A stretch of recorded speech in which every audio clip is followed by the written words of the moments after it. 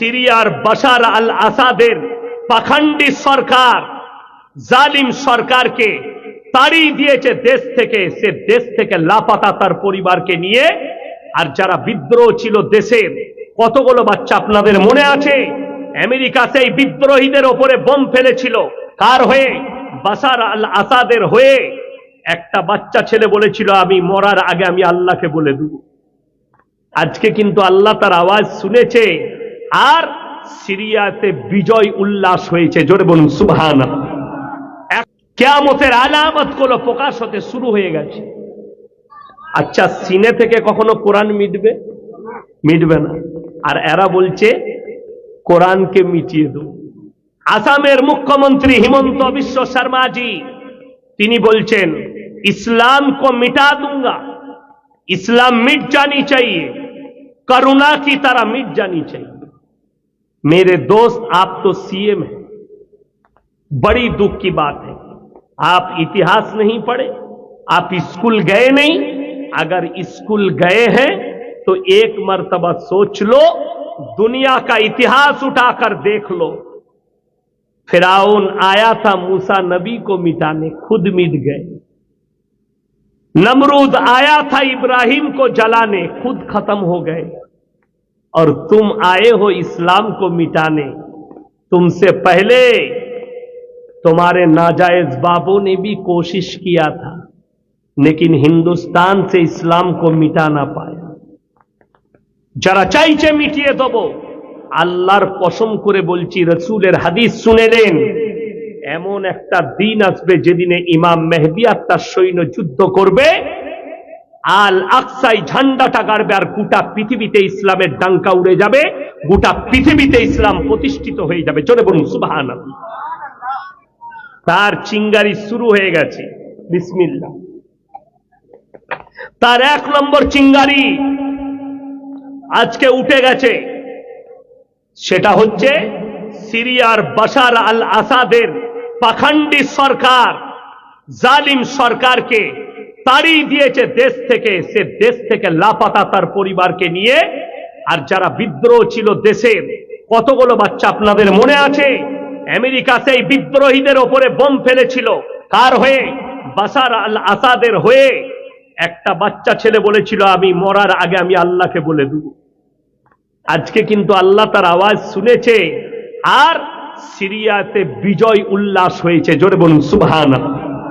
এখন তো একটা দেশ দেখছো, একদিন দেখবে আল আকসায় ঝান্ডা উড়েছে। শুধু নয়, গোটা পৃথিবীতে ইসলামের ঝান্ডা উড়বে। জোরে বলুন সুবহানাল্লাহ। যারা চাইছে ইসলামকে মিটিয়ে দেব, তারা কান খুলে শুনে নাও, इस्लाम मिटने वाला कोई चीज नहीं है, इस्लाम फैलने वाला चीज है। ইসলামটা মিটে যাবার জিনিস নয়, ইসলাম প্রচারের জিনিস। যত গালি দিবে প্রচার তত বাড়বে। তার একটা দলিল দিচ্ছি, আপনার বুকটা আজকে চওড়া হয়ে যাবে। এটা আমার দলিল নয়, একজন মিডিয়া আজ তাকের অ্যাঙ্কার, তার নাম হচ্ছে আপনার সুধীর চৌধুরী। সে আমাদের দেশের একজন বাবা, বাগেশ্বর ধাম বাবা ধীরেন্দ্র শাস্ত্রী কিছুদিন আগে আওয়াজ তুলেছে, इसको हिंदू राष्ट्र बनानी है। मेरे दोस्त, अपने दिमाग को पहले पढ़ो। সে মানুষকে, আমার দেশের হিন্দু ভাইদিকে উত্তেজিত করছে। কি বলে? মুসলমান সে নাতা মত জোড়ো, মুসলমান সে সম্পর্ক মত রাখো।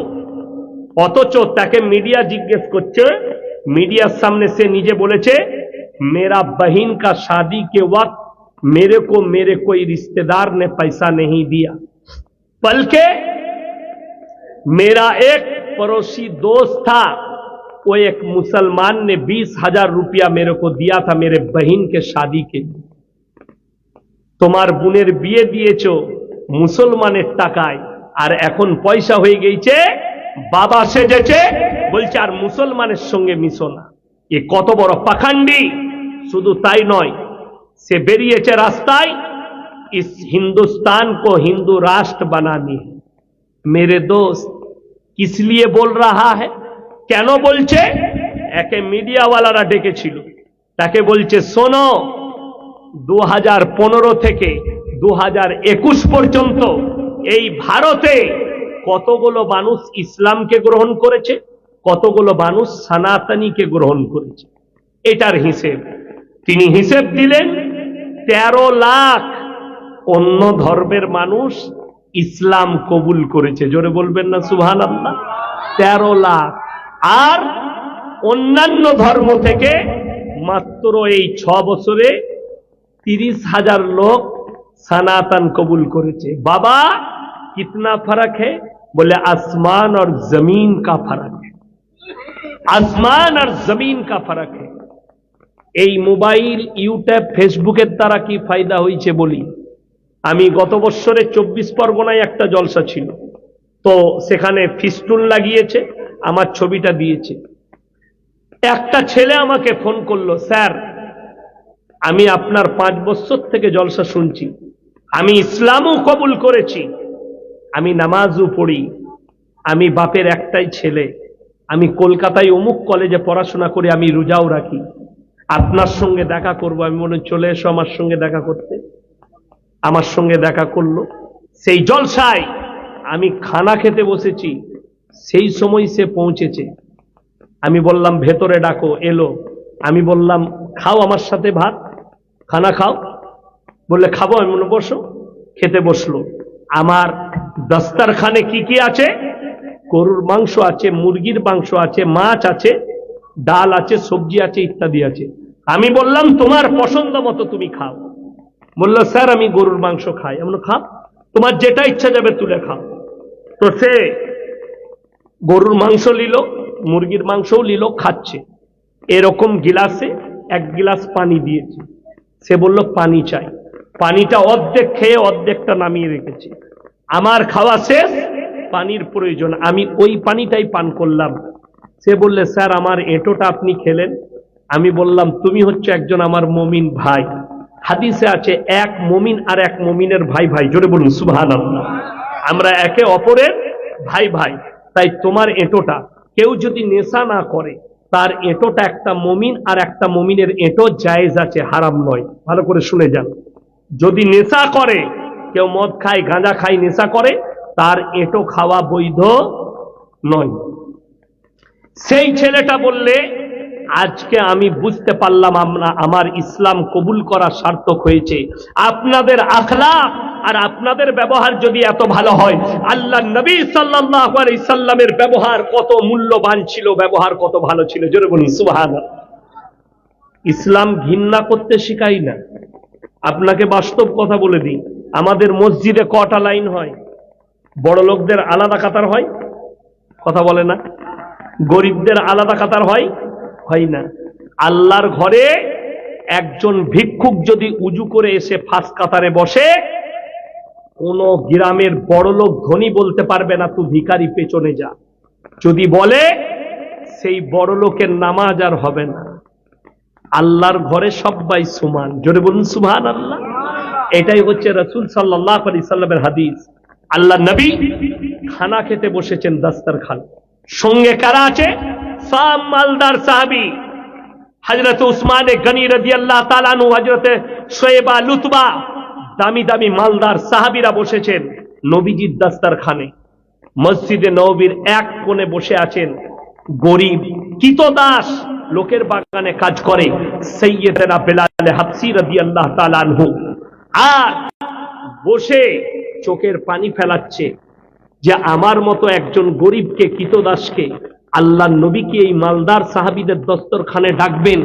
নবীজি আওয়াজ দিলেন, হে বেলাল হাবসি, তুমি আমার দস্তরখানে না বসা পর্যন্ত আমার দস্তরখান আল্লাহর কাছে মকবুল হবে না, জোরে বলুন সুবহানাল্লাহ। ডেকে বস করালেন, বসো আমার দস্তরখানে। এত মূল্যবান জিনিস, ইসলামে ঘৃণা নাই, জাত বিচার নেই। আর আপনি চলুন যে কোনো মন্দিরে 3টে লাইন, ভিআইপিদের আলাদা, মধ্যবিত্তের আলাদা, তার থেকে কম আলাদা। আমাদের দেশে অনেক এরকম পাবেন, মুসলিমদের মধ্যে নাই, আছে এক শ্রেণীর কে পীর। আপনি যান কলকাতায়, 24 পরগনায় মালদায়, বর্ধমানে, হাওড়া, হুগলি, বীরভূমে এমন এমন পীর আছে, তাদের কাছে যদি মুলাকাত করতে যান, যে টাকা বেশি দিবে তার সাথে হাতটা জাপটিয়ে ধরে সালাম আলাইকুম, ভালো আছেন ভাই, তার মুলাকাত আলাদা। যে বেচারা গরিব 10 টাকা দিবে, টাকাটা 10 টাকা হয়ে গেছে, যা, তার দিকে তাকাবে না। জেনে রেখে দিবেন, এইগুলো হচ্ছে পীর নয়, কানা দাজ্জাল আর রাসূলের দুশমনেরা। আল্লাহ নবী সাল্লাল্লাহু আলাইহি সাল্লাম সকলকে এক চোখে দেখেছেন, 2 চোখ করেননি।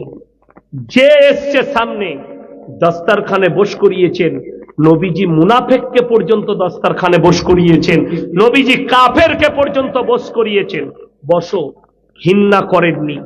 যার কারণে ইসলাম আপনার কাছে পৌঁছেছে। বদলা নিতে শিখবেন না, বদলা নিতে। আমার মনে পড়ে অনেক দিন আগে আমি এখানে এসছি, এখানে এই গ্রামে আমি জলসা করেছি। আমি আর গোলাম আহমদ মুর্তজা সাহেবের বেটা ছিল, মনে পড়ে আমার। এই মালদায় আমি তখন বাসে ট্রেনে আসতাম, আমি জলসা করে গেছি। এমন এক জায়গায় গিয়েছিলাম, যদিও নামটা করব না, জলসার স্টেজে বায়ান চলছে, বায়ান শেষ, দোয়া হবে, এই মুহূর্তে জলসার প্যান্ডেলে একজনকে গুলি করে দিয়ে চলে গেল। আমি তাড়াতাড়ি পালিয়ে গেলাম, দোয়া হলো না, ছেড়ে পালিয়ে গেল সব। সে লুটিয়ে পড়ে গেল, মারা গিয়েছিল। তারপরের দিনে একদম পিঠে গুলি করেছিল তার স্টেজের মধ্যে। কে? মুসলমান মুসলমানকে মারছে। আজকে দুঃখের বিষয়, আপনি কোরআনের সঙ্গে সম্পর্ক রাখুন, আল্লাহর কসম করে বলছে আপনার কাছে কোনো বিপদ আসবে না। কোরআনের সাথে মৃত্যু ছাড়া কোনো বিপদ আপনাকে স্পর্শ করবে না। আজকে আপনি তাকিয়ে দেখুন, কিয়ামতের আলামত আরব দুনিয়া থেকে শুরু হয়ে গেছে। কিয়ামতের আলামত 1 মাস আগে, 15 থেকে 20 দিন আগে আরবের মাটিতে রিয়াদে একটা কনসার্ট হয়েছে। সেই কনসার্টে আরবের বাদশা বসে আছে, সালমান প্রিন্স, আর তাদের রাজবংশ বসে আছে, দামি দামি শেখরা বসে আছে। সেখানে এই যে আমি জলসা করছি, পেছনে স্ক্রিনার দিয়েছে, স্ক্রিনে ফটো উঠছে, যেমন এই মেয়েরা দেখছে আমাদের ছবিগুলো, ওই রকম স্ক্যানার দিয়ে আছে দামি, যেখানে ছবি উঠছে। আর স্টেজে ড্যান্স করছে কে? যে স্ক্যানারটা দিয়েছে সেটা হচ্ছে কাবা ঘর। স্ক্যানারটা কি বললাম? কাবা ঘর। আর স্টেজে যে মেয়েটা ড্যান্স করছে, সে পৃথিবীর সব থেকে ন্যাংটো মেয়ে, যার নাম হচ্ছে জেনিফার লপেজ। ন্যাংটো অবস্থায় ড্যান্স করছে, আর তার ছবিটা ওই কাবা ঘরের স্ক্যানারে উঠছে। আর এরা বসে হাততালি দিচ্ছে। কেউ প্রতিবাদ করলে, কোনো আরবের শেখ মৌলবি যদি প্রতিবাদ করে, তাকে হাসিনার মতো গুম করে দেয় আরবের বাদশা, জেলের কুঠরিতে ভরে দেয়, সুট পয়জন দিয়ে মেরে দেয়, যেন আমার বিরুদ্ধে প্রতিবাদ না করতে পারে। আপনারা তাকিয়ে দেখবেন, যারা মক্কায় যাবেন, মক্কায় একটা দামি ইমাম ছিল, আব্দুর রহমান সুরেম, তাকে খালি বাদ দেওয়া হয়েছে, খালি খুতবা দিয়েছিল কার বিরুদ্ধে? বাদশার বিরুদ্ধে, বেঈমান কাফেরের বিরুদ্ধে ফতোয়া দেওয়ার কারণে তাকে ইমাম থেকে বাতিল করে দিয়েছে আরবের বাদশা সালমান প্রিন্স। ক্ষমতার জোর, এরও ক্ষমতাচ্যুত হবে। এও একজন জালিম বাদশা। আল্লাহ সকলের বিচার করবেন, এটা মাথায় রাখবেন। মক্কা মদিনায় তারা বাস করে বলে তারা জান্নাতে যাবেন। কথাটা বুঝতে পেরেছেন না? পারেননি? মক্কায় থাকলে জান্নাতে যাবে না। কেউ যদি মনে করে আমি হজ করে এসছি, আমার জন্য জান্নাতটা রেডি, এরপর আমি যা পাপ করবো সব মাফ, জেনে রেখে দিবেন সেই হাজি আগে জাহান্নামে যাবে।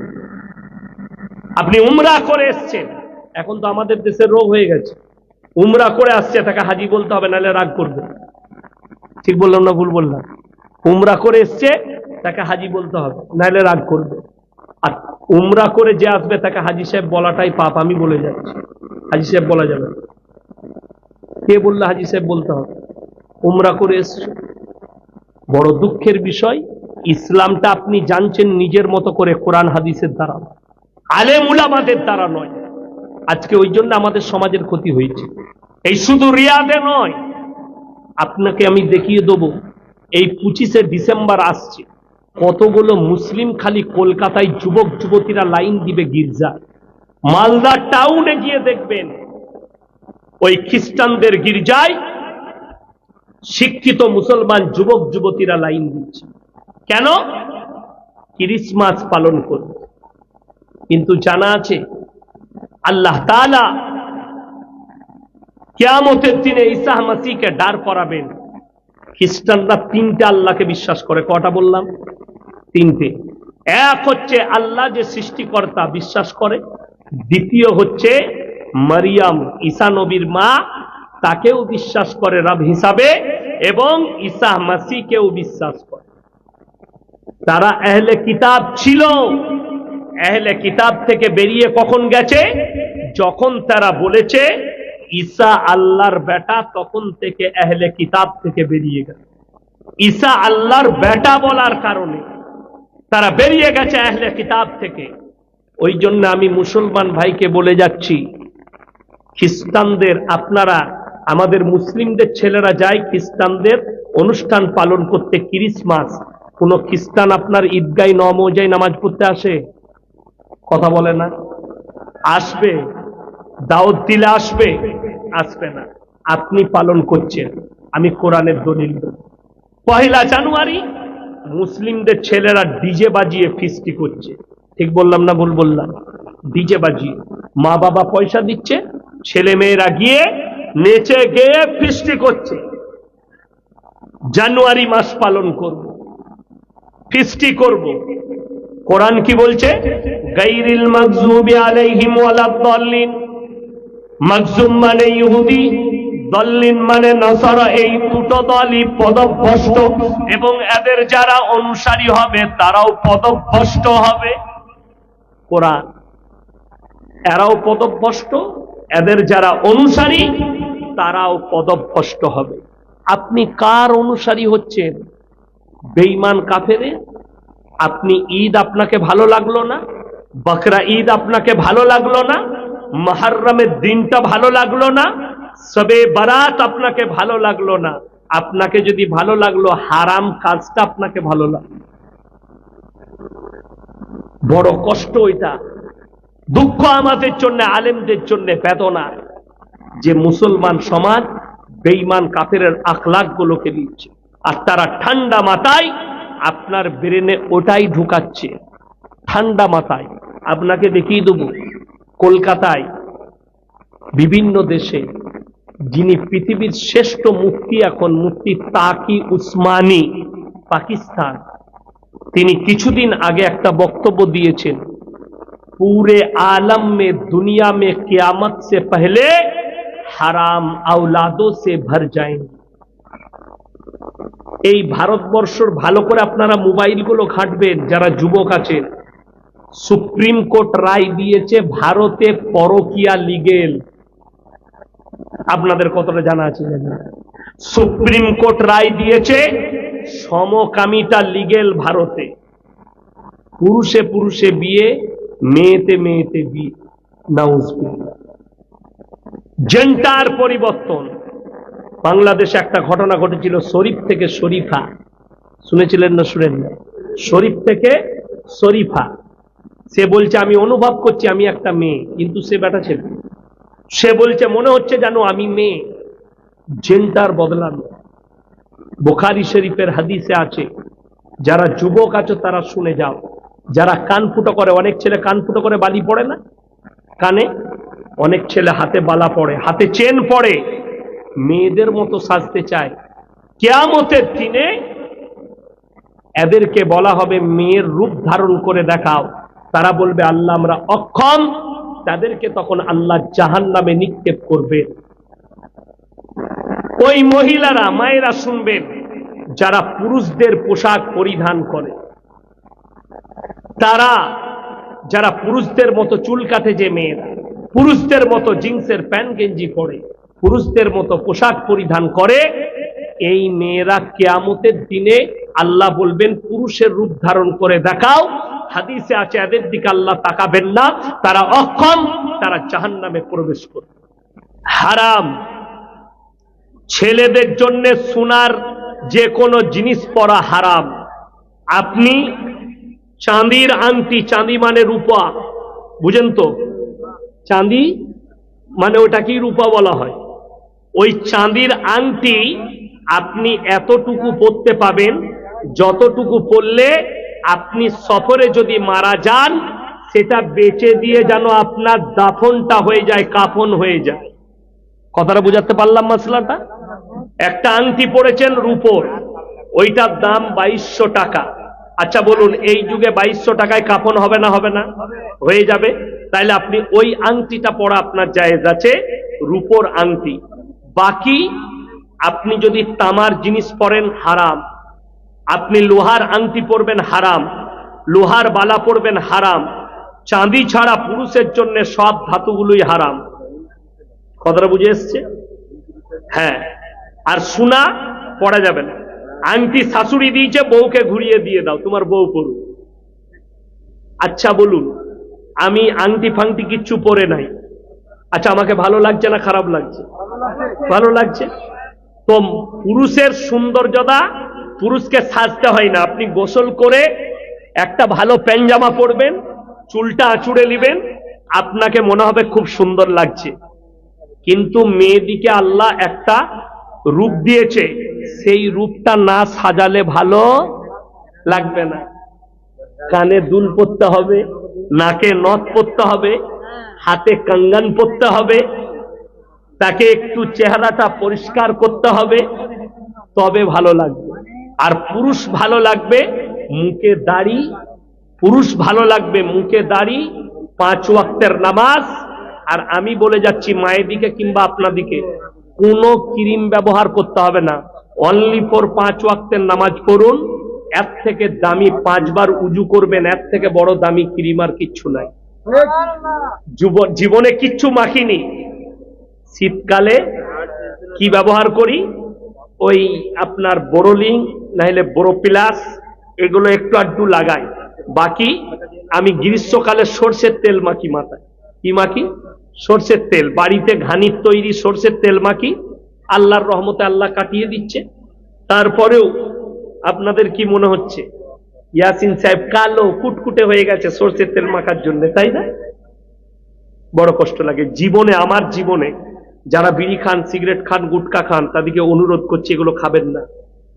কেন? আপনি হুজুরকে জিজ্ঞেস করছেন হুজুর এগুলো কি? হুজুর ফতোয়া দিলে মসজিদে দাঁড়িয়ে জুম্মায় এগুলো মকরু। তাহলে হুজুর খেলে হুজুরকে তাড়ান কেন? কথাটা বুঝতে পারেননি? একটা ইমাম সাহেব বিড়ি খেলে তাকে রাখবে না তাড়াবে? একটা ইমাম সাহেব সিগারেট খেলে তাকে রাখবেন না তাড়াবেন? তাকে তাড়িয়ে দিবেন। ইমাম সাহেব সিগারেট খাচ্ছে, ওর পেছনে নামাজ পড়বো না। ইমাম সাহেব সিগারেট খেলে তার পেছনে নামাজ পড়বে না, তুই সিগারেট খেয়ে ইমামের পেছনে কি করে নামাজ পড়িস? কথাটা বুঝতে পারেননি? ফতোয়া শুধু ইমামের জন্য, তোমার জন্য নয়। হারামটা ইমামের জন্য, তোমার জন্য নয়। সিগারেট গুটকার প্যাকেটে কি লেখা থাকে? হানিকারক। আমি আমার জীবনে, আমি আর আমার আব্বাজি জীবনে পান মশলা পর্যন্ত খাই না। আজকে আমার ঠান্ডা লেগেছে কয়েকদিন থেকে, কাশিটাও হচ্ছে, আমি ওষুধ নিয়েছি। ধুলিয়ানে চা খেতে দাঁড়িয়েছিলাম, ধুলিয়ানে। তো সেই দোকানি বললে হুজুর এইটা নিয়ে যান, ওই মনে হয় জায়ফল না কি কেটে দিল, বলে এটা মুখে নিবেন গলা পরিষ্কার হবে। আমি বললাম জীবনে আমি কোনো জিনিস মুখে দিই না, এটা কি করে লুক? এটা তো বিরিয়ানিতে দেয়, আমি খেতে পারবো না। কোন জিনিস মুখে দিই না আজ পর্যন্ত। আল্লাহর কৃপায় যেগুলো হালাল জিনিস আছে খাবার ছাড়া আর কিচ্ছু খাই না। যেমন আপনাদের অনেকজন খাবার খেলে আপনি খোঁজ নিয়ে দেখুন, আপনাদের বাপ দাদরা 1 বালতি করে গরুর মাংস খেয়েছে, তাদেরকে হজমের ওষুধ খেতে হয়নি। আর এখন 3 পিস বিয়ে ঘরে মাংস খেয়ে থামস আপ হজম হচ্ছে না, থামস আপ খেতে হচ্ছে। ঠিক বললাম না ভুল বললাম? আবার থামস আপটা এমন লোকে তৈরি করেছে ইসরায়েল, শুয়োরের হাড়ের গুঁড়ো দেয় থামস আপে, শুয়োরের চর্বি মিশায় থামস আপে। আপনি জানেন ইসরায়েলকে মদত কে করছে? আপনারা। ইসরায়েলের টাকাটা যে জুগাচ্ছে এটা মুসলমানরা। ভারতের 30 কোটি মুসলমান, আপনি যদি 2 লিটার একটা থামস আপ কিনেন, দাম কত? 100 টাকা। কত বললাম? 100 টাকা। আপনি যেমনি 2 লিটার থামস আপ কিনবেন, ওইখান থেকে 40 টাকা ইসরায়েলের পকেটে যায়। কথাটা বোঝাতে পারলাম? থামস আপ, কোকো কলা, স্প্রাইট। শুনেলেন কতটা পরিবর্তন হয়েছে সমাজের। আগে যখন বাড়িতে কুটুম আসতো, আমাদের দাদিরা, আমাদের মারা কি করত? কাগজির লেবু দিয়ে, চিনি দিয়ে শরবত, ঠিক কিনা কথা বলেন? এ শরবত করতো না? করতো না? চিনি দিয়ে ঘুলে, গুড় দিয়ে শরবত, চিনি দিয়ে শরবত দিত। এখন মেহমান যদি আসে গ্রীষ্মকালে, মেয়েরা কি বলছে, বউরা বলছে শরবত করব না, সুজাপুরে যাও, মাজা কিনে নিয়ে এসো, মাজা জুস। মাজাটা কি দিয়ে তৈরি? এরা মনে করছে আম দিয়ে। বোকা, বর্ধমানে গেলে দেখতে পাবে মেমারির ওখানে পচা কুমড়ো গুলো কিনে নিয়ে যাচ্ছে কোম্পানিরা। ওই কুমড়োটাকে মেশিনে পুরো গ্রেনেড করে দিয়ে, পাতলা করে দিয়ে, সেটাতে খালি কেমিক্যাল মিশিয়ে ওইটা তৈরি করছে। এমন একটা কেমিক্যাল দিচ্ছে যেটা আপনার শরীরে ক্যান্সার ফেলাবে। আপনি অবাক হবেন। মানুষ বুঝে না। মানুষ মনে করছে আমি ভালো জিনিস গ্রহণ করছি, ভালো জিনিস খাচ্ছি, কিন্তু দুঃখের বিষয় আপনি যেটুকুই খাচ্ছেন বিষাক্তক জিনিস খাচ্ছেন। বিষ। ন্যাচারাল জিনিস খান। খাবারের পরে হজম করতে চান, কাগজির লেবু আর নুন পানি টিপে দিয়ে খান, হজম হবে আল্লাহ দিয়া। এখন দেখবেন জলসাতে গেলে, বিয়েতে শাদিতে কি পানি দিচ্ছে? মিনারেল ওয়াটার দিচ্ছে না, দেয়নি? আর আমি বলছি আপনাকে, এই কলের পানি আর মিনারেল ওয়াটার আসমান আর জমিনের ফারাক। আমাদের দাদরা, আমাদের দাদিরা শুধু কলের পানি খেয়েছে, টিপা কলের পানি, তাদের মৃত্যুকাল পর্যন্ত পেটের রোগ হয় নাই। আর যে যত দামি পানি খাচ্ছে, আপনারা দেখেছিলেন করোনার সময় মোবাইলে অ্যাড কে দিচ্ছিল? অমিতাভ বচ্চন। কিসের অ্যাড? যখনই ফোন করছি কি উঠছে? आप लोग करुणा से बचिए, अपने आप को सुरक्षित रखिए। আর ও হারাম করেরই করোনা হয়েছিল, কাচের ঘরে ভরা ছিল। যার নিজের করোনা হয়েছে সে লোককে কি সেফটি দিবে? যে যত মনে করবে দামি মাল খাচ্ছি, সে তত বিষাক্তক জিনিস খাচ্ছেন, এটা মাথায় রাখবে। আপনি ঘরের চাল খাচ্ছেন, দামি জিনিস খাচ্ছেন। আপনি ঘরের তেল খাচ্ছেন, দামি মাল খাচ্ছেন। আপনি ঘরের চাষের সবজি খাচ্ছেন, দামি জিনিস খাচ্ছেন। মার্কেটে যে বেগুনটা কিনে খাচ্ছেন, এইটুকু থাকছে, রাতের বেলায় ইঞ্জেকশন দিচ্ছে, সকালে এত বড়, আপনার জানা নাই। যে বাঁধাকপিটা খাচ্ছে মার্কেটে, চাইনা প্লাস্টিক দিয়ে বাঁধাকপি করে মার্কেটে ছেড়ে দিচ্ছে, বহুত অ্যাভেলেবেল, যেটা খাওয়ার পরে আপনার লিভার, কিডনি সব ফেল করে দিবে, সব ফেল। যারা ম্যাগি খাওয়াচ্ছেন নিজের বাচ্চাদিকে, সাবধানে খাওয়াবে। ম্যাগিটাকে ওই লাইনে রাখার জন্য ওর যে ফ্লেভারটা রাখা, সেটা কি দিয়ে জানেন? এই টিউবলাইট দেখছেন, এই টিউবলাইটের কাঁচটাকে গুঁড়ো করে দেওয়া হয়, পাউডার করে অতি মিক্স দেওয়া হয়। কয়েক পাত ধরা পড়েছে, কিন্তু বড় কষ্ট কি জানেন? চোর ধরা পড়ছে। কলকাতায় ধরা পড়েনি কুকুরের মাংস দিয়ে বিরিয়ানি? আপনারা হাসছেন, বাস্তব বলছি।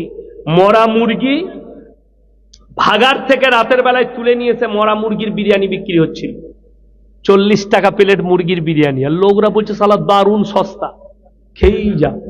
মাল ধরা পড়লো, মরা মুরগি, ভাগারের মুরগিগুলো কুড়িয়ে নিয়ে আসতো, যে বিরিয়ানি খাওয়া।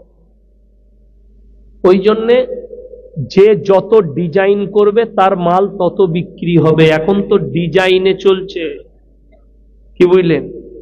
মোবাইলে একজন চা বিক্রি করছে, চাওয়ালা দিদি, কি বুঝলেন? যতটা কাপড় খুলে দিচ্ছে তত ভিড়।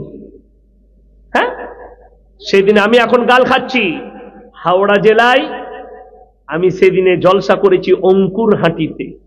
একটা মেয়ে, নামটা তার উচ্চারণ করব না, সে দোকান খুলেছে, যতগুলো ইয়ং ছেলে তার দোকানে ভিড়। কেন? ছোট পোশাক পরে চা বিক্রি করছে। ভিড়টা তার চায়ের লয়, ভিড়টা হচ্ছে তার শরীরে। কথাটা বুঝতে পারেননি? সব যুবক ছেলেরা সন্ধ্যেবেলায় ভিড়, বাইক নিচা চো করে দিদি চা, কি বলে, কিন্তু দিদি চালায় তো দিদি তোমাকে দেখতে চা, ওই জন্য যাচ্ছে। আমি বায়ান করে এলাম, এলাকার লোক তারপরের দিন জড়ো হয়ে তার চায়ের দোকান তুলে দিয়েছে। সে মিডিয়ার সামনে এসে বলেছে, লাইভে এসে, কি কারণে ওটা আমি বলবো না, মানে আমার নাম নিতে ভয় খেয়েছে। আমার নামটা লে একবার, তারপরে তোকে আমি দেখবো। তো চা বিক্রি যেখানে দোকান বসাবি তুলে দেবো। শরীর খুলে চা বিক্রি করতে হবে? এই তো ডাঙ্গায় চা খায়, 5 ওয়াক্তের নামাজি, কত সুন্দর পোশাক পরে, কত ভিড় চায়ের দোকানে, ভিড় নাই? এইটা হচ্ছে এই ভিড়টা চায়ের দোকানে, ডাঙ্গার চায়ের দোকানে ভিড়টা কিসের? কোয়ালিটির ভিড়। কিসের ভিড় বললাম? চায়ের কোয়ালিটির ভিড়। এই কোয়ালিটিটার জন্য সবাই দাঁড়িয়ে চা খায়। আর তার চায়ের দোকানের ভিড়টা হচ্ছে শরীর খোলা। কি বুঝলে? বৌদি দেখাচ্ছে আমার বিরিয়ানি, ও হাতটা লড়ছে আর গোটা শরীর লড়ছে।